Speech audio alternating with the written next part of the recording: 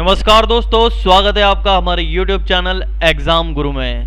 दोस्तों, हम लोग लेकर आए हैं आप लोगों के लिए आज इस वीडियो में बायोलॉजी के 30 इम्पॉर्टेंट क्वेश्चंस। जी हाँ दोस्तों, 30 महत्वपूर्ण प्रश्न जो है वो आप लोगों के लिए हम लोग लेकर आए हैं। और इस वीडियो की खास बात यह रहेगी कि 29 क्वेश्चंस का जवाब मैं आप लोगों को दूंगा, लेकिन 30वें प्रश्न का जवाब आप लोग कमेंट बॉक्स में कमेंट करके देंगे। मैं छोड़ूंगा वो क्वेश्चन आप लोगों के लिए। मैं देखना चाहता हूं दोस्तों कि कितनी तैयारी आप लोगों की चल रही है, कितना आप हमें फॉलो कर रहे हैं और कितना आप पढ़ाई पर ध्यान दे रहे हैं। दोस्तों, ये वीडियो आपके लिए बहुत मज़ेदार होने वाला है क्योंकि इसमें बायोलॉजी के 30 महत्वपूर्ण प्रश्न हैं। उससे पहले आप लोगों को मैं एक बात बता दूं दोस्तों कि दुनिया से, इस देश से राहत इंदौरी नाम का एक बड़ा शायर रुखसत हो गया है, विदा हो गया है। राहत साहब का 2-3 दिन पहले इंतकाल हो गया है। अगर आप दोस्तों बिल्कुल पढ़ाई से करते करते थोड़ा टेंशन में आ जाते हैं, थोड़ा सा आप लोग के साथ भी स्थिति अवसाद की बनने लगती है, तो आप लोग मेरी सलाह मानिए, आप दोस्तों राहत साहब की शायरियाँ पढ़ना चालू कीजिए। मोटिवेशनल शायरियाँ पढ़िए, आप उन्हें, राहत साहब को पढ़िए, आप लोग को मज़ा आएगा। दोस्तों शुरुआत करते हैं। दोस्तों उनका इंतकाल हो गया है, उन्हें श्रद्धांजलि अर्पित करते हैं। उन्हें श्रद्धांजलि अर्पित करते हुए आज के इस वीडियो की शुरुआत करते हैं। दोस्तों एक उन्हीं के शेर के साथ आज के इस वीडियो की शुरुआत करते हैं कि सैलाबों से आंख मिलाओ, तूफानों से बात करो,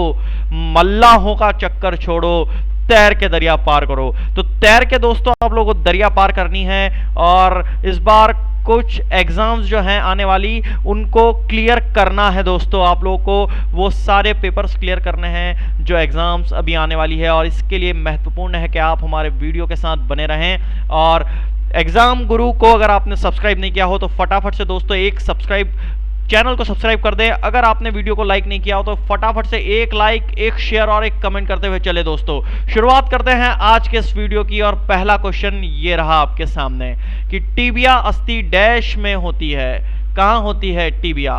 चलिए फटाफट आंसर बताएंगे दोस्तों। बायोलॉजी का ही क्वेश्चन है, बहुत बढ़िया क्वेश्चन है, आपको देखने को मिलेंगे 30 प्रश्न, मजेदार प्रश्न मिलेंगे आपको दोस्तों। फटाफट आंसर बताएं इसका। चलिए इसका उत्तर देख लेते हैं। इसका उत्तर है दोस्तों पैर। पैर में जो रहती है वो टीबिया अस्थि, यानी कि टीबिया जो हड्डी है वो पैर में पाई जाती है। दोस्तों मैं एक बात बता दूं आपको, पैर में जो है वो 2 हड्डियां पाई जाती हैं, एक तो टीबिया और एक है फिबुला। ये फिबुला और टीबिया 2 नाम की हड्डियां पैर में पाई जाती हैं। और एक बात और मैं बता दूं कि एक बोन जो है आपकी फीमर बोन जो है आपकी जांग में पाई जाती है। ये भी आपका प्रश्न आ सकता है, प्रश्न बन सकता है बायोलॉजी में कि लॉन्गेस्ट बोन जो है वो किसे कहा जाता है, तो वो फीमर बोन को कहा जाता है। फीमर बोन कहाँ पाई जाती है? जांघों में पाई जाती है दोस्तों। चलिए दोस्तों अगला प्रश्न देख लेते हैं। अगला प्रश्न है हमारे पास कि पौधों की लंबाई में वृद्धि के लिए आवश्यक नहीं है। चलिए फटाफट आंसर बताएंगे कि इनमें से कौन सा वो आपका मटेरियल है या कौन सा आपका एलिमेंट है जो आपकी पौधों की लंबाई में वृद्धि के लिए आवश्यक नहीं है। चलिए दोस्तों इसका उत्तर देख लेते हैं। इसका उत्तर है दोस्तों सोडियम। सोडियम जो है आप डालेंगे पौधों में तो उसकी लंबाई में कोई वृद्धि नहीं होगी। चलिए अगला प्रश्न देख लेते हैं। अगला प्रश्न है दोस्तों परागकण क्या है?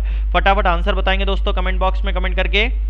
चलिए इसका उत्तर देख लेते हैं। इसका उत्तर है दोस्तों नर युग्म कोद्भिद। नर युग्म कोद्भिद जो है वो परागकण कहलाता है। चलिए अगला प्रश्न देख लेते हैं। अगला प्रश्न है हमारे पास रेशो की फसल जो भारत में सबसे अधिक क्षेत्र में होती है। किस क्षेत्र में होती है रेशो की फसल जो भारत में सबसे अधिक क्षेत्र में होती है? कौन सी वो फसल है जो रेशो की फसल है वो भारत में सबसे अधिक पाई जाती है? फटाफट आंसर बताएंगे। चलिए इसका उत्तर देख लेते हैं। इसका उत्तर है दोस्तों कपास। कपास की जो फसल है वो भारत में सबसे ज़्यादा पाई जाती है। अब दोस्तों एक बात और मैं बता दूं आपको कि जो कपास है वो काली मिट्टी, आपकी black soil, black cotton soil जो रहती है वहाँ पर आप कपास उगा सकते हैं। अब ब्लैक सॉइल का जिक्र आया है दोस्तों, काली मिट्टी जो है वो आपकी जूट की जो खेती रहती है वहाँ पर आपकी काली मिट्टी जूट की खेती होती है, वो भी काली मिट्टी में होती है। और काली मिट्टी जूट की खेती के लिए उपयोगी है। तो एक प्रश्न ये भी बन सकता है कि जूट जो है वो सबसे अधिक कहाँ पाया जाता है? तो ये दोस्तों वेस्ट बंगाल, पश्चिम बंगाल में ये पाया जाता है। चलिए दोस्तों अगला प्रश्न देख लेते हैं। अगला प्रश्न है हमारे पास सर्वप्रथम जेनेटिक कोड बताया। इनमें से सबसे पहले सर्वप्रथम जेनेटिक कोड जो है वो किसने बताया था? चलिए फटाफट आंसर बताएंगे कमेंट बॉक्स में। चलिए इसका उत्तर देख लेते हैं दोस्तों। इसका उत्तर है दोस्तों डॉक्टर हरगोविंद खुराना। जो हरगोविंद खुराना थे उन्होंने 1968 में आपका जेनेटिक कोड बताया था। अब ये प्रश्न भी बन सकता है कि कब बताया था, तो ये ध्यान रखिएगा 1968 में बताया था। दोस्तों एक प्रश्न यहाँ से ये भी बन सकता है कि जो वन जीन वन एंजाइम है, बहुत इंपॉर्टेंट प्रश्न है, ये बार बार रिपीट होता रहता है कि वन जीन वन एंजाइम का जो फॉर्मूला है, जो कॉन्सेप्ट है, वो किसने दिया था दोस्तों। तो उनका नाम भी आपको ध्यान रखना है, वो उनका नाम है ब्रिडल और टेटम। ब्रिडल और जो टेटम है, ब्रिडल ध्यान से लिख लीजिए, पढ़ लीजिए कि ब्रिडल और टेटम जो है वो आपके ऐसे शख्स थे जिन्होंने वन जीन और वन एंजाइम का कॉन्सेप्ट दिया था। चलिए अगला प्रश्न देख लेते हैं। अगला प्रश्न है हमारे पास, मेंढक में दांत होते हैं, किस प्रकार के दांत जो है वो मेंढक में पाए जाते हैं? फटाफट आंसर बताएंगे। चलिए इसका उत्तर देख लेते हैं। इसका उत्तर है दोस्तों होमोडोंट। होमोडोंट प्रकार के जो दांत रहते हैं वो मेंढक में पाए जाते हैं। अब थिकोडोंट और हेटेरोडोंट और उपयुक्त में से कोई नहीं, तो इससे तो हमें कोई मतलब नहीं है। ये दोनों चीज़ क्या है, अब ये इन दोनों पर आप ध्यान दीजिए। दोस्तों जो मेंढक के दांत रहते हैं वो तो होमोडोंट हम लोग कह सकते हैं। अब थेकोडोंट जो दांत है, ये जो थिकोडेंट दांत है, जो आपके मसूड़ों में धसे हुए जो दांत रहते हैं, तो उनको बोलते हैं हम लोग थिकोडोंट। और आपके हेट्रोडोंट जो ये वाले दांत हैं, ये आपके ह्यूमन बींग्स यानी कि हम लोग जो मनुष्य हैं, हम लोग के में जो दांत पाए जाते हैं वो हिटेरोडोंट कहलाते हैं। हेटेरोडोंट आपके मनुष्य में पाए जाने वाले दांतों का नाम कहलाता है। थिकोडोंट जो कि मसूड़ों में फंसे रहते हैं, और होमोडोंट जो है वो मेंढक के दांत को कहते हैं। चलिए अगला प्रश्न देख लेते हैं दोस्तों। अगला प्रश्न हमारे पास, एक भारतीय हाथी के बच्चे का वजन कितना होता है? जो भारतीय हाथी रहता है उसके बच्चे का वजन कितना होता है? तो आप लोगों को सबको मालूम होगा। इसका उत्तर देख लेते हैं फटाफट कि 100 से 150 किलो का जो वजन रहता है वो भारतीय हाथी के बच्चे का वजन होता है। चलिए दोस्तों अगला प्रश्न देख लेते हैं। अगला प्रश्न है हमारे पास, प्रति जैविक औषधि अधिकतर किसमें मिलती है? फटाफट आंसर बताएंगे दोस्तों कमेंट बॉक्स में कमेंट करके। चलिए इसका उत्तर देख लेते हैं। इसका उत्तर है दोस्तों जीवाणु। जीवाणु में जो रहती है वो आपकी प्रति जैविक औषधि अधिकतर जीवाणु में ही पाई जाती है, यानी कि बैक्टीरिया में आपको सबसे ज़्यादा देखने को मिलती है दोस्तों। अब दोस्तों यहाँ से एक प्रश्न बन सकता है कि लेमिनेरिया नामक शैवाल से आयोडीन प्राप्त होता है। अब आपसे ये भी पूछ सकता है वो कि आयोडीन कहाँ से प्राप्त होता है, कौन से नामक बैक्टीरिया या कौन से नामक जीवाणु से, कौन से नामक शैवाल से आपका आयोडीन प्राप्त होता है? तो ये ध्यान रखना है आपको, लेमिनेरिया जो शैवाल है, सबसे पहले तो लेमिनेरिया एक कुछ शैवाल है, तो ये शैवाल से आयोडीन प्राप्त होता है दोस्तों। अब दोस्तों ये ध्यान रखिएगा आपकी जो शैवाल के अध्ययन को जो आपका साइकोलॉजी में कहते हैं क्लोरोफिल पाया जाता है। मतलब आपका शैवाल के अध्ययन को हम लोग जब शैवाल का अध्ययन करते हैं तो उसमें से क्लोरोफिल पाया जाता है, और क्लोरोफिल आप लोग जानते हैं बेहोश करने के लिए काम आता है दोस्तों। ये ध्यान रखिएगा कि अगर वो पूछ ले कि भाई ये जो लेमिनेरिया शैवाल है इसकी जब हम लोग अध्ययन करते हैं, इसको जब हम लोग लैब में का साइंटिफिक अप्रोच लगाते हैं हम लोग इसमें, तो इसमें क्लोरोफिल पाया जाता है। क्या पाया जाता है दोस्तों? क्लोरोफिल पाया जाता है। क्लोरोफिल आपका इसमें पाया जाता है, और आप लोग जानते हैं क्लोरोफिल आपका क्या है, आपको बेहोश करने के लिए काम आता है क्लोरोफिल। चलिए दोस्तों अगला प्रश्न देख लेते हैं। अगला प्रश्न है हमारे पास, मायोपिया से क्या तात्पर्य है? मायोपिया से आप लोग क्या समझते हैं? चलिए फटाफट आंसर बताएंगे दोस्तों। चलिए इसका उत्तर देख लेते हैं। इसका उत्तर है दोस्तों निकट दृष्टि। जब आपको पास का देखने में कुछ प्रॉब्लम आए तो उसको मायोपिया कहते हैं, और जब आपको दूर का देखने को प्रॉब्लम आए तो उसको भी ध्यान रखिएगा, उसको हाइपर मायोपिया कहते हैं। क्या कहते हैं? Hyper myopia. चलिए ये ध्यान रखिएगा। अगला प्रश्न देख लेते हैं। अगला प्रश्न है हमारे पास, नेत्र गोलक किस सेट द्वारा चलित होता है? जो नेत्र गोलक रहता है वो किस सेट द्वारा चलित होता है? फटाफट आंसर बताएंगे। चलिए इसका उत्तर देख लेते हैं। इसका उत्तर है दोस्तों 6 मांसपेशियों द्वारा चलित होता है। अगला प्रश्न देख लेते हैं। अगला प्रश्न है हमारे पास, ग्लूकोज में जल तथा CO2 के पूर्ण अपघटन में ATP अणु उत्पन्न होते हैं। कितने ATP अणु उत्पन्न होते हैं? फटाफट आंसर बताएंगे दोस्तों। चलिए इसका उत्तर देख लेते हैं। इसका उत्तर है दोस्तों 38 ATP अणु उत्पन्न होते हैं। अगला प्रश्न देख लेते हैं। अगला प्रश्न है हमारे पास, लैंगरहैंस के द्वीप को इंसुलिन का स्त्राव करते हैं स्थित होता है। कहाँ पर स्थित होता है? फटाफट आंसर बताएंगे कमेंट बॉक्स में। चलिए इसका उत्तर देख लेते हैं। इसका उत्तर है दोस्तों अग्नाशय में स्थित होता है। अगला प्रश्न है हमारे पास, आरएनए की संरचना में डीएनए में उपस्थित थाइमीन के स्थान पर होता है। क्या होता है थाइमीन के स्थान पर? कमेंट बॉक्स में कमेंट करेंगे आंसर। चलिए इसका उत्तर देख लेते हैं। इसका उत्तर है दोस्तों यूरेसिल। जो आपका आरएनए की संरचना में डीएनए में उपस्थित थाइमीन के स्थान पर यूरेसिल होता है। दोस्तों जो डीएनए में नाइट्रोजनियस बेस दो प्रकार का होता है, ये ध्यान रखना है आपको कि जो डीएनए में नाइट्रोजनियस बेस रहता है वो दो प्रकार का होता है, और वो दो प्रकार आपको ध्यान रखने हैं। वो होते हैं आपका प्यूरीन और एंडेनिन। ये दो चीज याद रखना है आपको कि प्यूरीन और एंडेनिन जो रहते हैं वो नाइट्रोजीनियस बेस में दो प्रकार होते हैं जो कि डीएनए में पाया जाता है। चलिए दोस्तों अगला प्रश्न देख लेते हैं। अगला प्रश्न है हमारे पास, निम्नलिखित में से कौन सा विटामिन जल में विलय होता है? चलिए फटाफट इनमें से बताइए कि कौन सा विटामिन जो है वो जल में विलय होता है।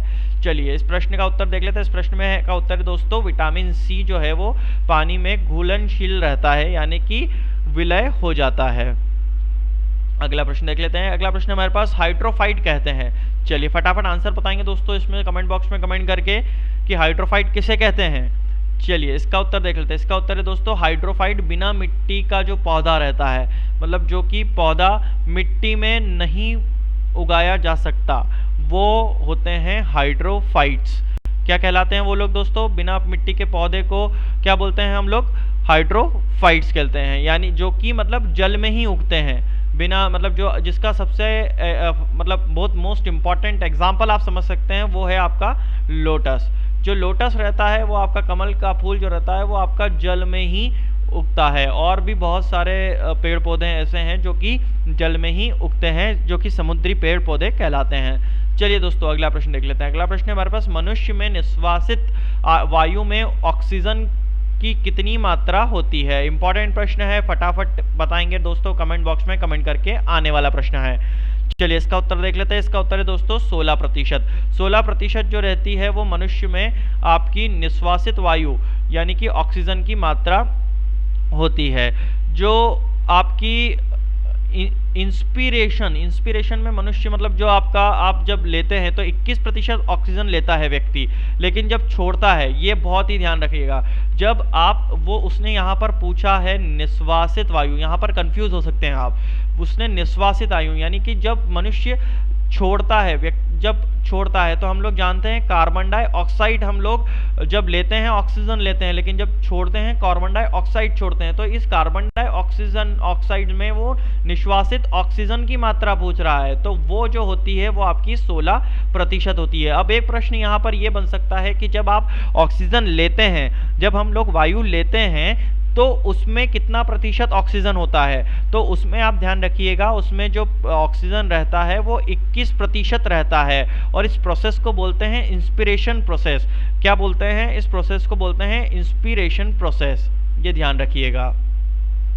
चलिए दोस्तों अगला प्रश्न देख लेते हैं। अगला प्रश्न है हमारे पास, पौधों में मुरझान यानी कि विल्टिंग किसकी अधिकता से होती है? जो पेड़ पौधे मुरझा जाते हैं वो किसके कारण मुरझा जाते हैं? तो इसका उत्तर देख लेना है दोस्तों हम लोगों को। इसका उत्तर है दोस्तों वाष्पोत्सर्जन।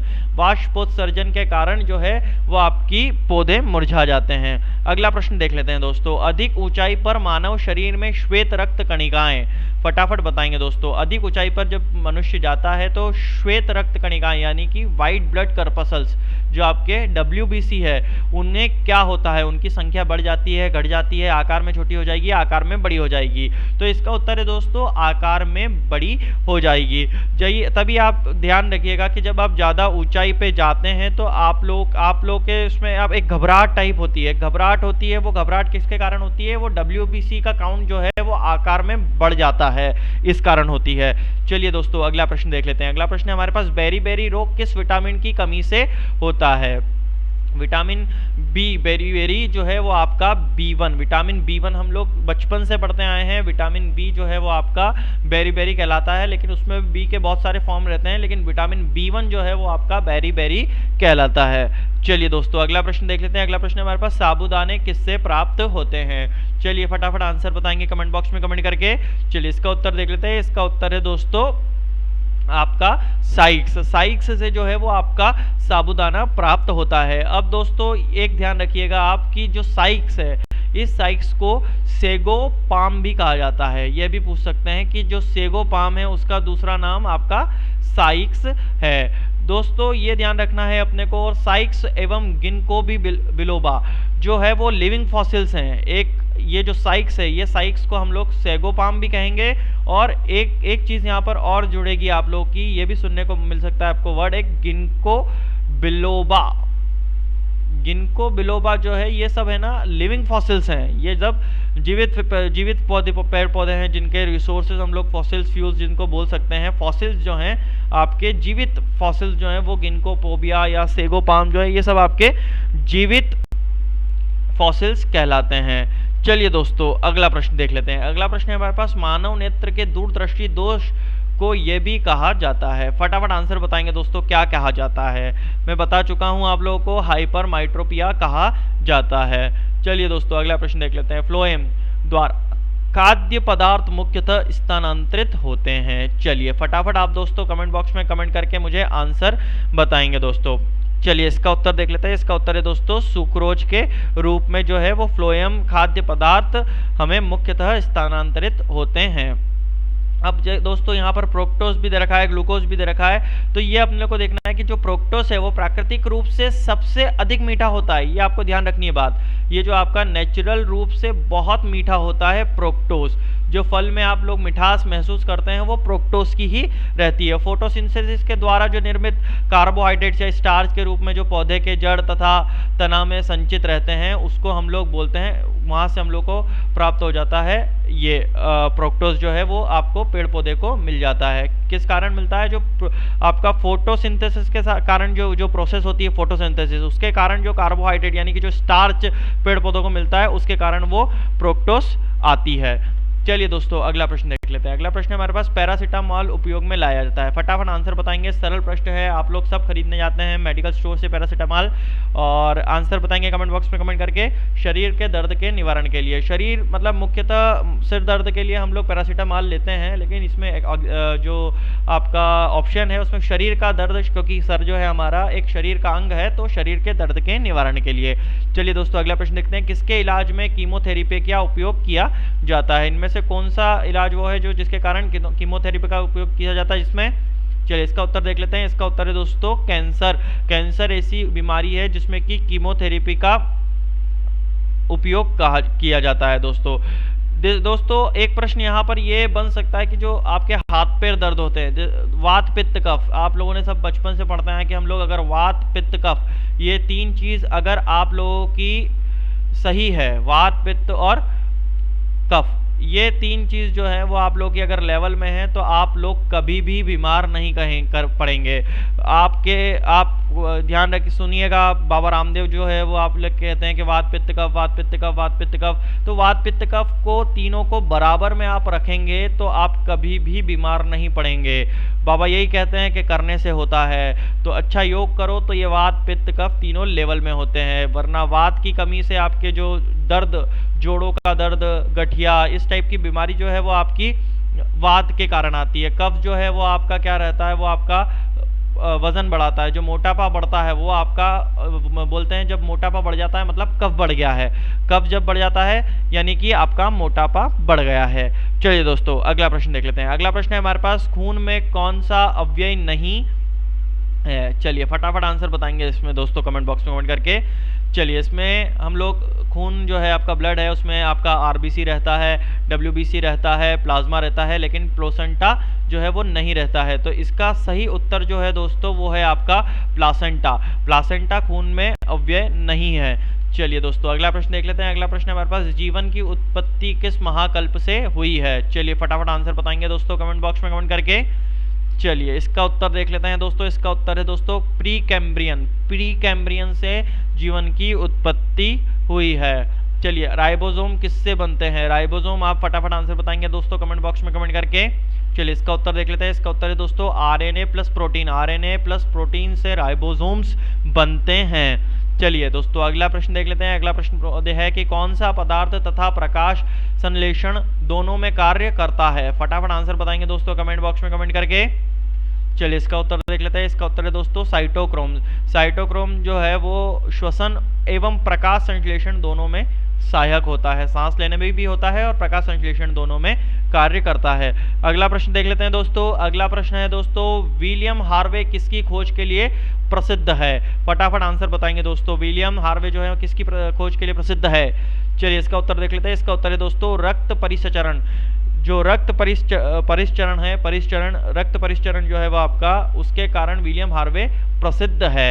चलिए दोस्तों, आज के वीडियो का आखिरी क्वेश्चन है, लेकिन इस आखिरी क्वेश्चन का प्रश्न का जो उत्तर है वो आप लोग के लिए मैं छोड़ रहा हूं। कमेंट बॉक्स में कमेंट करके आपको बताना है कि सर्वगाहक रक्त दाता का रक्त ग्रुप होता है। तो फटाफट बताएंगे कि जो आपका सर्वगाहक रक्तदाता रहता है, यानी कि यूनिवर्सल डोनर, जो हमेशा दे सकता है, सबको दे सकता है, वो ब्लड ग्रुप कौन सा है? दोस्तों इजी प्रश्न है, लेकिन मैं आप लोग का देखना चाहता हूं कि तैयारी आप लोग कितनी कर रहे हैं, कितना पढ़ रहे हैं। तो ये प्रश्न मैं आप लोगों के लिए छोड़ता हूं। इस वीडियो में कमेंट करके इस प्रश्न का आप सभी उत्तर देंगे। चलिए दोस्तों, आज के वीडियो में इतना ही। अगले वीडियो में फिर मुलाकात होगी कुछ इंपॉर्टेंट क्वेश्चंस के साथ, कुछ नए सब्जेक्ट्स के साथ। तब तक के लिए मैं विदा लेता हूं कि सितारों को आंखों पर महफूज रख लो, बहुत दूर तक रात ही रात होगी। मुसाफिर हूं मैं भी, मुसाफिर हो तुम भी। अगले वीडियो में फिर मुलाकात होगी। तब तक के लिए जय हिंद, जय भारत।